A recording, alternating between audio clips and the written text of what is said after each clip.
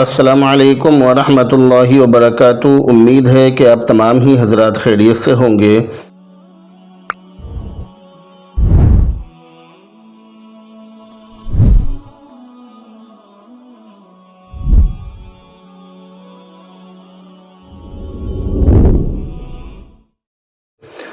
Friday comment box کا ایک نیا ایپیسوڈ لے کر میں مفتی خالد قاسمی اتر پردیش کے ضلع ہاپوڑ سے آپ کی خدمت میں حاضر ہوں اور آپ کے اہم اور ضروری سوالوں کے جواب دینے جا رہا ہوں۔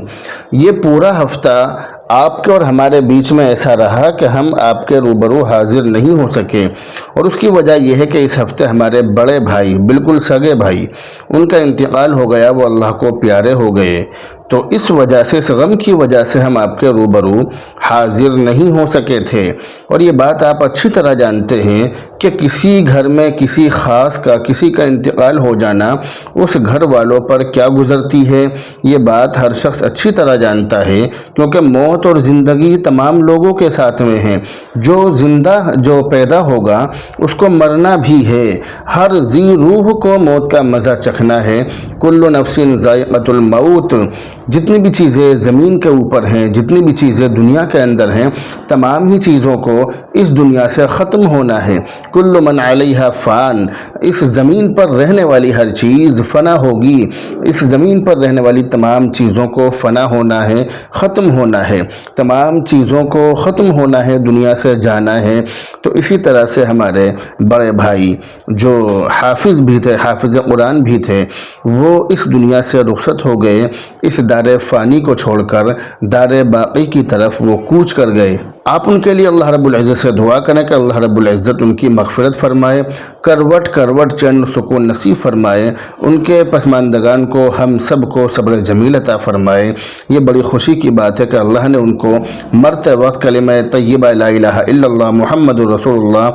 ان کی زبان پر جاری فرما دیا۔ یہ میرے لیے، ہم سب کے لیے بڑی خوشی کی بات ہے۔ ویسے کلمے کی موت ہونا، مرتے وقت کلمہ شہادت نصیب ہونا، یہ انسان کے لیے بڑی خوش نصیبی کی بات ہے۔ اور انسان زندگی کسی بھی طرح گزارے، لیکن اگر مرتے دم اس کو کلمہ طیبہ، کلمہ شہادت نصیب ہو جائے، مرتے وقت اس کو اللہ کا نام لینے کی توفیق ہو جائے، تو یہ اس کے لیے بہت بڑی خوش نصیبی کی بات ہوتی ہے، اور آئندہ کی منزلیں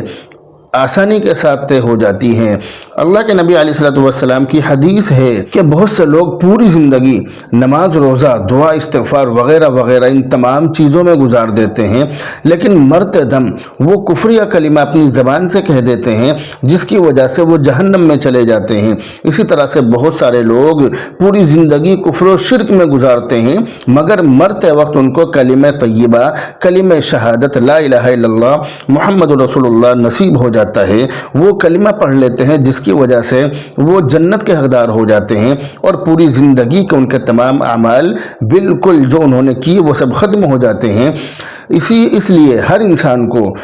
کوشش یہ کرنی چاہیے کہ کلمہ لا الہ الا اللہ مرتے دم کلمہ اس کی زبان پر جاری ہو، اس کے لیے اس کو نیک اعمال کرنے چاہیے۔ باقی انسان نے زندگی جیسی بھی گزاری ہو، اللہ رب العزت سے دعا یہ کرتے رہیں کہ اللہ تعالیٰ سب کی زندگی اچھی کرے، سب لوگ نیک بنے، سب لوگ اچھے بنے، سب لوگوں کے اندر دینداری پیدا ہو، دین کا جذبہ پیدا ہو۔ اس طرح کی ہم لوگ دعا کرتے رہیں۔ بہرحال میرے بھائی کا جو انتقال ہوا، آپ ان کے لیے دعا کریں کہ اللہ رب العزت ان کی مغفرت فرمائے۔ فرائیڈے کمنٹ باکس کا سلسلہ شروع کرتے ہوئے ہم یہ کمنٹ لے رہے ہیں۔ مولانا نواب علی قاسمی شملہ کی طرف سے کہہ رہے ہیں کہ مفتی صاحب، ایک لڑکے اور لڑکی کا آپس میں نکاح ہوا، لڑکی بہت دور تھی، تو اس نے ویڈیو کال پر قبول کے الفاظ بول دیے، تو کیا ایسی صورت میں نکاح ہو جائے گا یا نہیں؟ ویڈیو کال کے ذریعے ایجاب اور قبول کرنے سے شرعاً نکاح منعقد نہیں ہوتا ہے، اس لیے کہ نکاح ایجاب و قبول سے منعقد ہوتا ہے، اور ایجاب و قبول کے درست اور معتبر ہونے کے لیے مجلس کا ایک ہونا شرط ہے، جو کہ ٹیلی فون یا ویڈیو کال کے ذریعے نکاح کی صورت میں یہ چیز نہیں پائی جا رہی ہے، کیونکہ ایجاب کرنے والا کہیں اور ہوتا ہے اور قبول کرنے والا کہیں اور ہوتا ہے۔ لیکن ہاں، ٹیلی فون پر، ویڈیو کال پر نکاح کے جائز ہونے کی یہ شکل ہے کہ فریقین میں سے یعنی مرد اور عورت میں سے کوئی ایک فریق فون پر کسی ایسے آدمی کو اپنا وکیل بنا دے، ان دونوں میں سے جو بھی دور ہو وہ اپنا کسی کو وکیل بنا دے جو دوسرے فریق کے پاس موجود ہو، اس کو وکیل بنا دے، اور وہ وکیل دو گواہوں کی موجودگی میں فریق اول کی طرف سے یعنی جو دور ہے اس کی طرف سے ایجاب کر لے اور دوسرا فریق اسی مجلس میں قبول کر لے، تو اتحاد مجلس کی شرط یعنی مجلس ایک ہے، مجلس ایک ہونے کی شرط پوری ہونے کی وجہ سے یہ نکاح صحیح ہو جائے گا۔ خلاصہ اور مطلب یہ نکلا کہ اگر کوئی آدمی دور بیٹھا ہوا فون پر نکاح کر رہا ہے اور یہ کہہ رہا ہے کہ میں قبول کرتا ہوں یا قبول کرتی ہوں، یا میں اپنا نکاح تم سے کرنا چاہتا ہوں یا کرنا چاہتی ہوں، اس نے فون پر قبول کر لیا اور فون پر قبول کر کے نکاح کر لیا تو نکاح نہیں ہوگا۔ اس کے لیے ضروری یہ ہے، اس کا طریقہ یہ ہے کہ وہ دور بیٹھا ہوا شخص اس مجلس میں جہاں نکاح ہو رہا ہے، اس مجلس میں بیٹھے ہوئے کسی شخص کو اپنا وکیل بنا دے کہ تم میری طرف سے میرا نکاح کرا دو، تو یہاں مجلس میں بیٹھا ہوا شخص اس کی طرف سے ایجاب و قبول کرا دے گا اور پھر اس صورت میں نکاح ہو جائے گا۔ یہی صورت ہے موبائل فون پر یا ویڈیو کال پر نکاح کے صحیح ہونے کی۔ امید ہے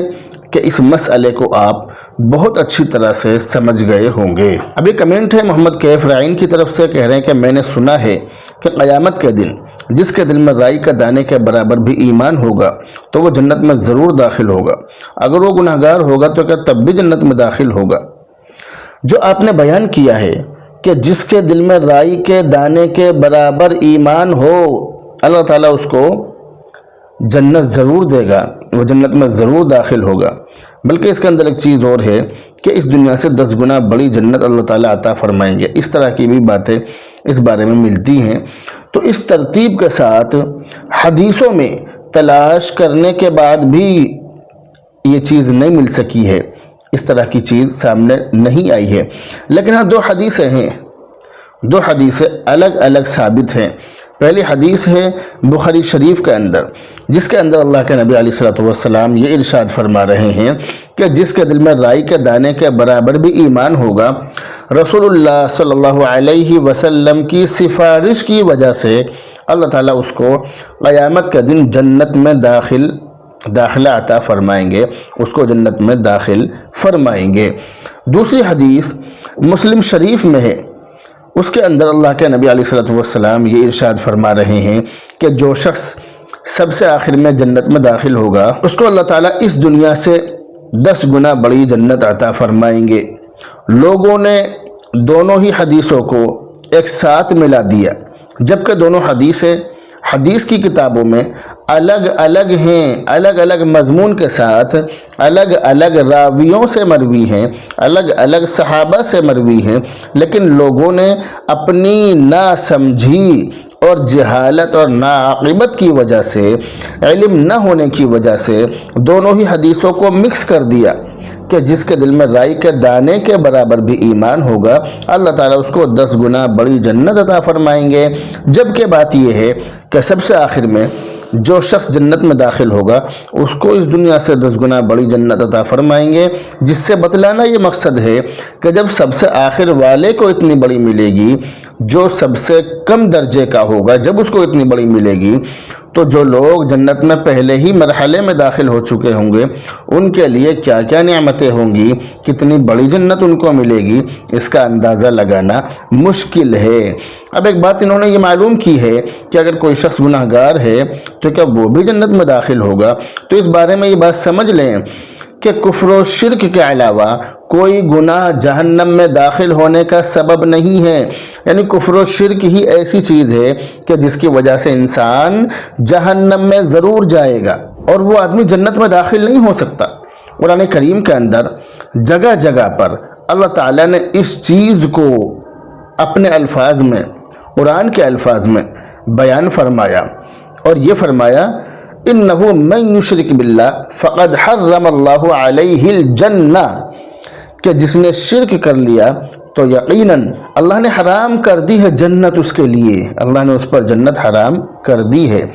حرام کر دی ہے کا مطلب یہ کہ وہ جنت میں داخل نہیں ہوگا، وہ آدمی ہرگز جنت میں داخل نہیں ہو سکتا۔ اللہ تعالیٰ ایک جگہ اپنے نبی سے فرما رہے ہیں لَإِنْ أَشْرَكْتَ لَيَحْبَطَنَّ عَمَلُكَ وَلَتَكُونَنَّ مِنَ الْخَاسِرِينَ کہ اے نبی اگر آپ شرک کر لیں، اگر آپ بھی شرک کر لیں تو آپ کے تمام اعمال بیکار ہو جائیں گے اور آپ نقصان اٹھانے والوں میں سے ہوں گے۔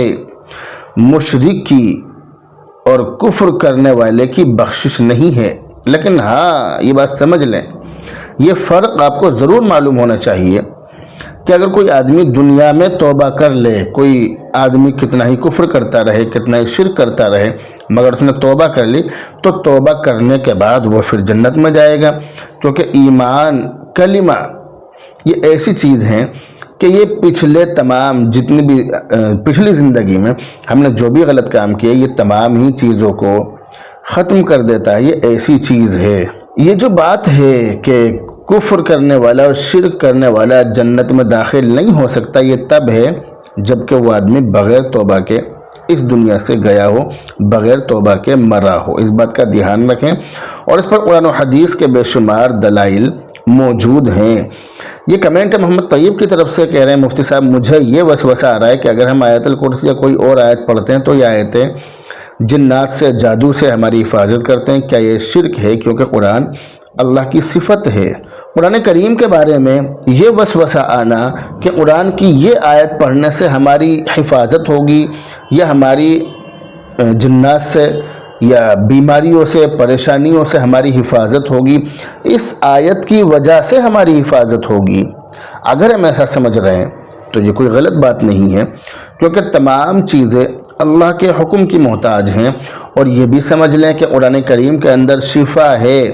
فیہ شفاء للناس، اس کے اندر لوگوں کے لیے شفا ہے۔ وَنُنَزِّلُ مِنَ الْقُرْآنِ مَا هُوَ شِفَاءٌ وَرَحْمَةٌ لِّلْمُؤْمِنِينَ قرآن کی ہر آیت میں شفا ہے، ہر آیت میں تاثیر ہے، تمام ہر آیت کے موکل ہیں، ان پر فرشتے متعین ہیں، اور یہ بھی آپ کو معلوم ہونا چاہیے کہ فرشتے ہی موکل ہیں، فرشتے ہی موکل ہیں، یہ بات بھی آپ کو معلوم ہونی چاہیے۔ تو بتلانے کا مقصد یہ ہے کہ قرآن کریم کی آیتوں سے انسان کو فائدہ ہوتا ہے،